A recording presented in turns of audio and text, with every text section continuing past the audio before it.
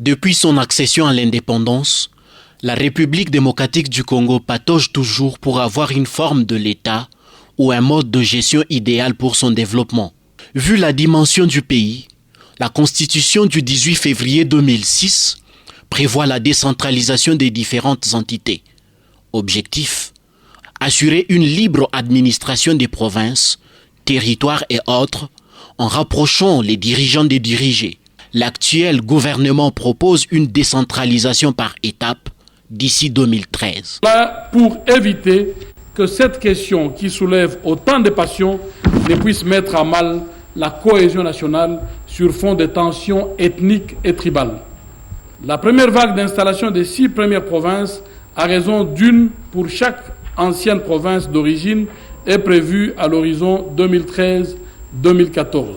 Il s'agit des 6 provinces ci-après: Mai-Ndombe dans les Bandundu, Nord-Ubangi à l'équateur, Kasai dans les Kasai occidental, Sankuru dans les Kasai oriental, Olomami dans les Katanga et Ituri dans la province orientale.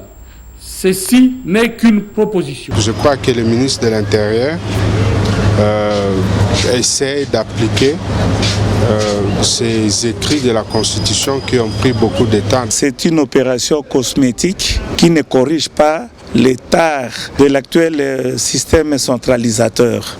Cette proposition gouvernementale relance la polémique au sein de la classe politique congolaise sur la création des provinces. Je crois que c'est une bonne chose que la décentralisation se passe séquentiellement comme le propose le ministre de l'Intérieur. Toutes ces démarches là-bas, c'est pour suffoquer la bonne marche des provinces et du pays. Le pouvoir au moins public a toujours au moins concédé un certain nombre de pouvoirs à des grandes sociétés. Certains faits vécus dans le passé poussent une certaine opinion à émettre des réserves sur le processus entamé par le gouvernement. Parce que c'est un projet, bien sûr, ce n'est pas encore en application.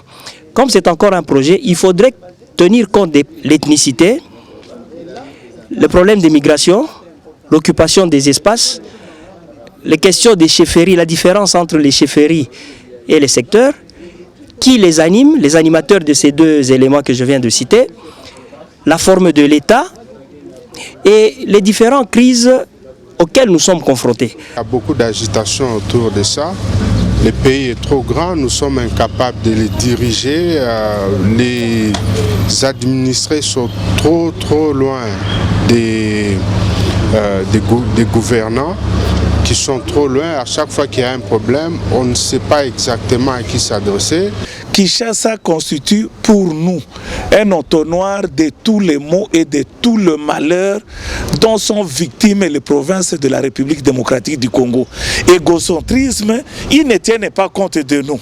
Les moyens qui arrivent à Kinshasa ont tendance à être partagés le même jour à Kinshasa. L'État central, les intérêts vitaux de la nation congolaise doivent être privilégiés, mais cela ne doit pas aller au détriment des intérêts au moins locaux.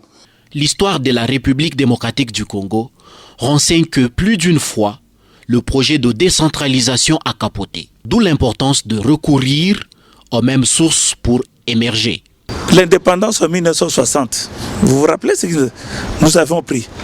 Conséquence, océan du sang, les molélistes, les guerres fratricides, de tout ce que vous voulez. Si telle est la logique de morceler, de mietter, de découper, de balkaniser, ben allons tout droit au but. Nous avons plus de 450 tribus. Et bien que chaque tribu de la République devienne carrément une provincette. Comme ça, nous aurons 450 gouverneurs. Dire que le Congolais n'a fait qu'échouer, cela n'est pas vrai. Encore qu'ici, j'ajouterai, depuis 60, on tente que le Congolais occupe réellement cet espace, et là, il y a un problème.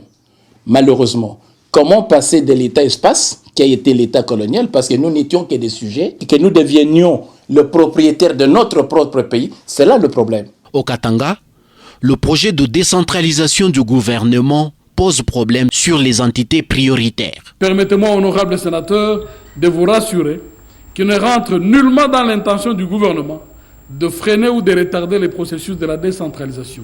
La viabilité financière est un critère important pour l'installation d'une nouvelle province parce que son autonomie en dépend.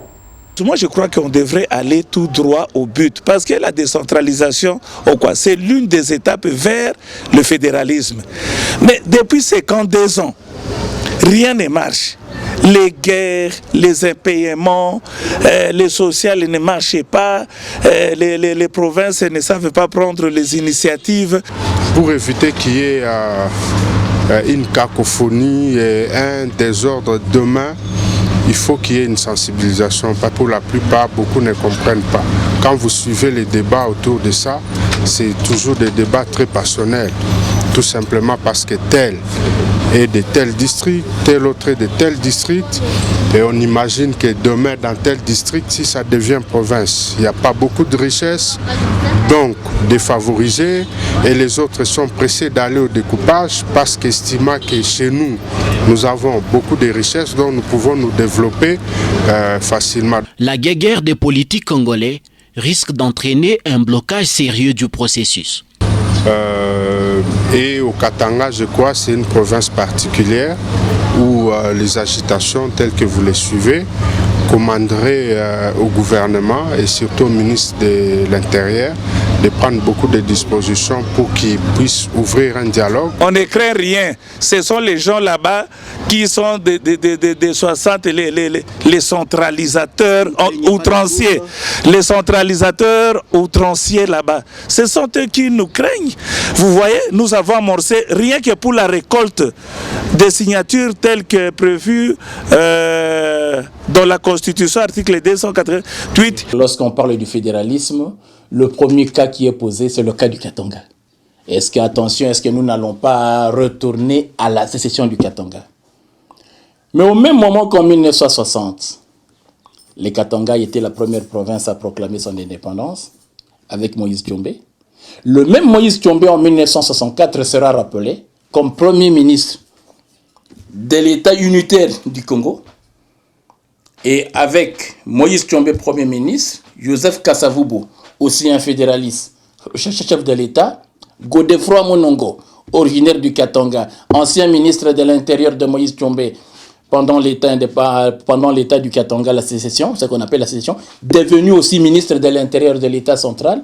Ce qui est curieux, c'est qu'en 1964, les trois personnages identifiés comme fédéralistes ou partisans du fédéralisme, lorsqu'ils ont sorti la constitution du 1er août 1964, qui reste l'une des meilleures constitutions du Congo, dans cette constitution, aucune fois le mot fédéral ou fédéralisme n'a été utilisé. Et d'ailleurs, dans la proposition actuelle de la décentralisation, le plus grand nombre de dispositions qui se retrouvent dans la constitution du 18 février 2006 ont été copiées dans la constitution de 1964 promulguée par Kasavubu, Moïse Tshombe et Godefroid Monongo. Cela me pose un problème sur les acteurs. Lorsqu'ils jouent au niveau local, lorsqu'ils jouent au niveau de leur province, généralement ils insistent sur ma province et sur ceci. Mais lorsqu'ils gagnent un poste de pouvoir au niveau central, ils sont les premiers à vouloir protéger le Congo. Somme toute, la décentralisation ou le fédéralisme en eux seuls ne sont ni une panacée, ni moins encore une plaie pour la RDC. Le principal ne serait probablement pas de regarder tous dans la même direction, mais de mieux s'inspirer des échecs du passé en vue de les surmonter. Autrement, le processus en cours aura roulé un tapis rouge à des situations inquiétantes.